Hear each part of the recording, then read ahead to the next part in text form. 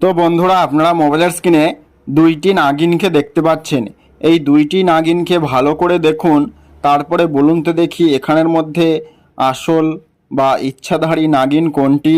এটি বলার জন্য আপনাদের 10 সেকেন্ড সময় দেওয়া হলো।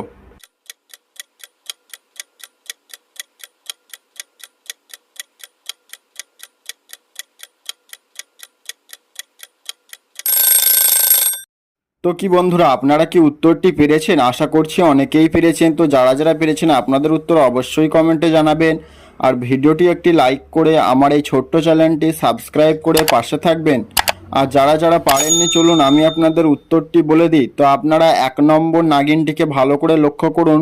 তার মাথায় দেখুন নাগমণি রয়েছে। আর আমরা জানি যে সাপের মাথায় নাগমণি থাকে সেই হচ্ছে আসল ইচ্ছাধারী নাগিন। এর মানে এখানে 1 নম্বরটি হলো ইচ্ছাধারী নাগিন।